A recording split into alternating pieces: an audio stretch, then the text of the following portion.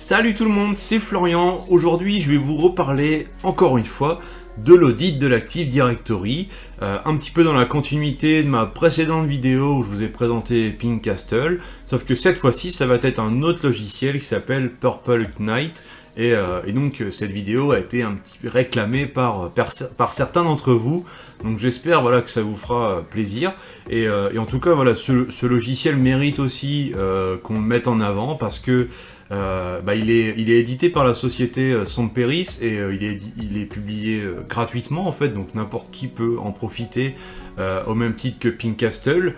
Les conditions d'utilisation sont un petit peu différentes.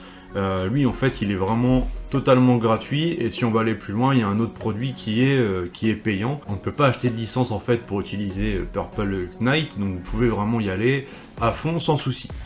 Le seul prérequis, comme on va le voir après, c'est que pour le télécharger, eh bien, il faut renseigner quelques informations, notamment un mail. Alors Purple Knight va nous permettre d'analyser environ 100 points au niveau de l'Active Directory local, aussi bien sur la gestion des comptes, la délégation, les relations d'approbation et tout ça, la partie Kerberos. Donc ça vise assez large.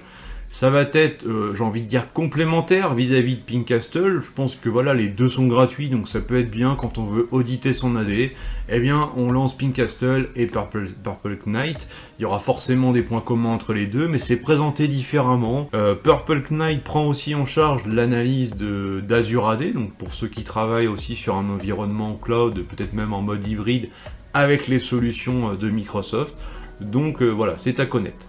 Alors on va passer dès maintenant à la démo, on va voir comment le télécharger, l'installer, et puis comment il s'utilise bien sûr, et on verra ce que ça donne dans la pratique. Alors juste avant ça, pensez à vous abonner à la chaîne pour ne rien manquer des prochaines vidéos. Pour télécharger Purple Knight, eh bien faut aller sur le site officiel, cliquer sur le bouton Download, et là il y a une page qui s'affiche avec un formulaire, donc il faut renseigner différentes informations pour recevoir un mail qui va permettre de télécharger une archive zip que j'ai déjà récupérée ici et qui va donc contenir différentes informations comme on va le voir. Donc je vais copier le dossier, voilà, ici à la racine de mon dossier téléchargement, et on va regarder donc ce que contient finalement le dossier Purple Knight, comment c'est constitué. Déjà ça fait à peu près voilà, 100 mégas, donc c'est un peu plus lourd que Pinkcastle. On a ici l'exécutable, on a deux PDF qui vont nous permettre de nous guider, hein, donc ça peut être intéressant de les consulter. Et on a aussi, et ça c'est intéressant, le dossier script qui contient de nombreux scripts PowerShell sur lesquels va s'appuyer Purple Knight pour effectuer son audit en fait. Donc c'est pareil, ces scripts-là ils sont intéressants, ça peut être bien de les regarder, peut-être d'en modifier certains si vous avez le projet d'écrire votre propre solution d'audit Active Directory full PowerShell. Mais voilà, donc il y a des bonnes ressources en fait ici dans ce dossier-là. Pour l'utiliser, eh bien, on va lancer tout simplement l'exécutable qui est ici. On va voir qu'on a un assistant qui va se lancer et qui va nous guider pour pouvoir lancer l'audit sur l'Active Directory. Donc c'est un peu plus esthétique, on va dire, que Pinkcastle, qui lui est en mode console, comme on l'a vu dans la vidéo précédente. Là, on est sur un assistant en mode graphique. Donc on accepte les conditions d'utilisation. Ensuite, il va falloir choisir le type d'environnement. Donc on peut prendre les deux ou un seul. Pour ma part, ça sera uniquement de l'Active Directory. Donc je sélectionne ma forêt. Voilà, itconnect.local, je clique sur Select, et là, c'est bien dans ma sélection. Je fais Next. Ensuite, il faut choisir quels sont les éléments à analyser en fonction des différentes catégories.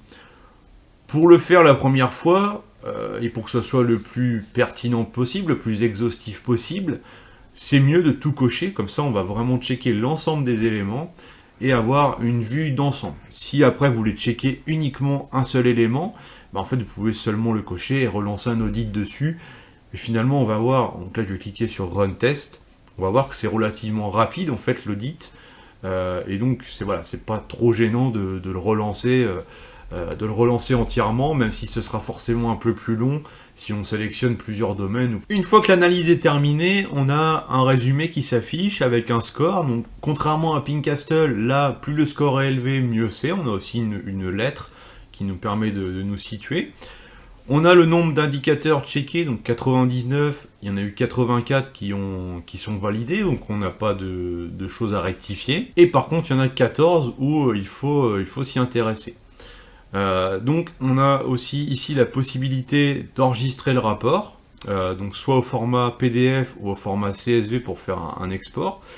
Et on va cliquer nous sur View Report pour l'ouvrir directement dans le navigateur.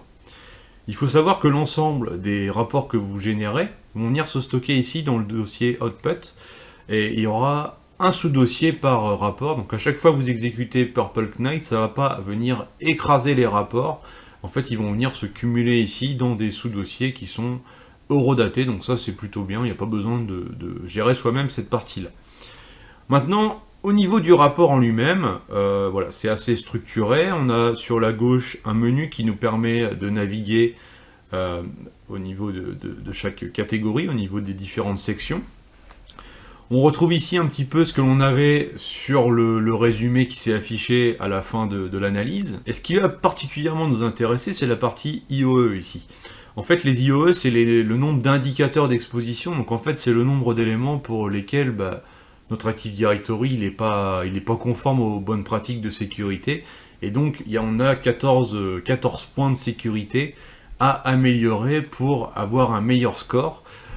Et renforcer bien sûr, parce que c'est ça la finalité, renforcer, améliorer la sécurité de notre annuaire Active Directory. On a ensuite les IOE critiques, donc c'est vraiment ceux-là qu'il va falloir regarder en priorité. Et en dessous, ceux qui le sont un peu moins, mais qu'il faut bien entendu traiter. Et si on descend encore un petit peu dans le rapport, on va voir qu'on a ici un score, non pas global, mais par catégorie. Là encore, plus le score est élevé, mieux c'est. Donc il faut vraiment viser minimum la lettre A partout, bien sûr, même si l'objectif ultime, ça sera d'avoir 100% dans chacune des catégories. Il faudra prendre le temps, comme avec Pincastle, en fait, d'analyser chaque point, de voir bien qu'est-ce que je peux mettre en place pour corriger ce point de sécurité-là et renforcer la sécurité de mon annuaire, mais également bien faire attention aux éventuels effets de bord qu'il pourrait y avoir. Et donc quand on va ensuite descendre dans le rapport, eh bien on va avoir le détail de chaque élément à corriger. On a aussi des informations sur chaque élément où finalement on n'a rien à corriger. Donc là on peut voir par exemple pour ce point là, je suis à 100%, j'ai la note A, donc ça permet quand même de voir les points sur lesquels, ok, il y a des choses à corriger, mais également de voir les points sur lesquels, eh bien finalement, j'ai bien fait les choses. Ce qui est intéressant parce que ça permet de voir, ça je le fais bien, et il faut que je continue à le faire bien en fait. Donc voilà, ça fait partie aussi des choses auxquelles je vous invite à prendre connaissance. Maintenant, je vais remonter un petit peu dans mon rapport, et je vais prendre ici, je vais cliquer sur Read More, au niveau d'un IOE qui est critique. Il va m'emmener directement au niveau du rapport sur la partie qui correspond à ce point-là. Donc on a différentes informations, la sévérité, le poids au niveau du score, des identifiants au niveau du mitre, également au niveau de l'ANSI, ça je vais y revenir juste après, une description, ainsi que la probabilité d'être compromis via ce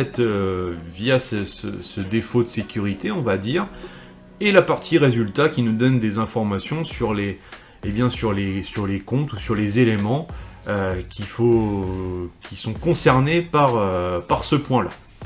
Et ensuite, on a la partie remédiation qui nous indique ce qu'il faut faire pour corriger ce point-là. Contrairement à Pincastle qui nous met des liens vers des docs officiels ou vers des tutos, ici on n'a pas de lien, on a simplement des explications, donc il faudra faire des recherches soi-même. Ce que je trouve particulièrement intéressant, c'est ici au niveau ANSI d'avoir la référence du point de sécurité vis-à-vis du guide de l'ANSI. Donc en fait, il s'agit du guide qui est disponible à cette adresse, voilà, sur le site officiel de l'ANSI. Si je prends par exemple ce point-là, donc je fais un copier du nom, je vais faire une recherche sur la page de cette valeur, voilà, et ça m'emmène directement au niveau du point. Et là c'est pareil, ça permet du coup déjà de voir que effectivement c'est un point de contrôle Active Directory qui est mis en avant par l'ANSI, donc c'est ça aussi qui est intéressant avec Purple Knight, c'est que c'est vraiment en adéquation avec les recommandations de l'ANSI. Et ici on a donc des détails supplémentaires ce qui permet d'avoir un complément d'information en plus de ce qu'on peut avoir déjà dans le rapport d'audit de Purple Knight. Et toujours relatif à l'ANSSI, en fait, si on descend tout en bas, on va voir ici que l'on a un classement. En fait, on a voilà, l'ANSSI Scorecard, et on a à chaque fois un classement par catégorie en fonction de la criticité des différents indicateurs. Et on a à chaque fois un ID, le nom et un lien vers le détail complet. Et en fait, ce qui est bien, c'est qu'on a vraiment un résumé. Là, on peut savoir en fait si par rapport aux recommandations de l'ANSSI, qu'est-ce que je ne respecte ou je ne respecte pas, simplement en effectuant l'analyse avec Purple Knight. Et on a comme ça voilà, les informations à chaque fois. Et on peut bien sûr, comme je vous l'ai montré, se référer à la documentation ici, au guide de l'ANSSI, pour en apprendre un peu plus, en complément de ce qui est déjà inclus à Purple Knight. C'est la fin de cette présentation de Purple Knight, l'outil d'audit d'Active Directory, qui peut être utilisé en complément de Pinkcastle, ou Pinkcastle peut être utilisé en complément de Purple Knight. Les deux sont gratuits, donc si vous souhaitez auditer votre propre annuaire Active Directory, je vous encourage vraiment à utiliser les deux. Il y en a peut-être un qui va plus vous parler que l'autre, mais en tout cas, voilà, ça permet d'avoir deux approches différentes, même s'il y a des points communs entre les logiciels.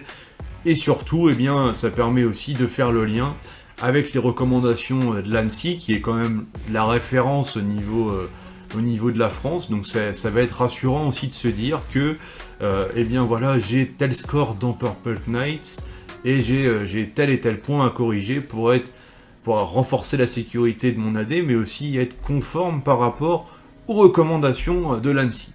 Donc voilà, n'hésitez pas à regarder la vidéo Pinkcastle si ce n'est pas déjà fait, et puis n'hésitez pas celle-ci à la liker et à la partager au max, en attendant d'avoir la prochaine vidéo. Ciao!